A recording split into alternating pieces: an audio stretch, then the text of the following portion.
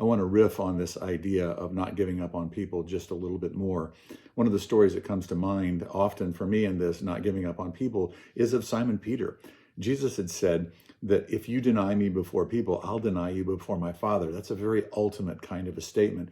Peter heard these things being said by Jesus, and then Jesus prophesies, and sure enough, it happens that Peter denies him not once, not twice, but 3 times. He denies him 3 times, and it's across the courtyard in the high priest's household. And so Jesus and Peter's eyes meet, and he's devastated. And this is a point of no return. He cannot come back. He has failed Jesus in a way that is not redeemable. Yet, after Jesus' resurrection, after he died on the cross and rose from the dead, then Jesus and Peter have another interaction. As you remember, that breakfast around a charcoal fire, where Jesus has risen from the dead. They figure out that it's Jesus that is, telling them to fish on the other side of the boat, and there's a big catch. And then Jesus is actually, he's having them for breakfast. He's not eating them for breakfast. He has them over for breakfast on the beach. He and Peter have a conversation, and Peter denied him 3 times, and Jesus asks him once again, do you love me? And he asks him that 3 times.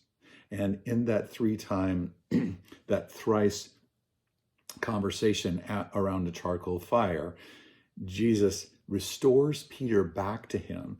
Jesus didn't give up on him. Jesus gave him the keys to the kingdom. Jesus put him in a place of leadership over the church. Jesus did not give up on him just because he failed him, and he failed him royally. And I want to ask you today, who has failed you royally that God is stimulating in your heart that you need to go to them, that you need to go after them, that you need to go and see if you can work it out? Now, sometimes you can't work it out. I admit that. But a lot of times I think we give up before we even tried, and we don't go after people. We give up on them. We unfriend them. We're just like, no, I don't want anything to do with them. They hurt me.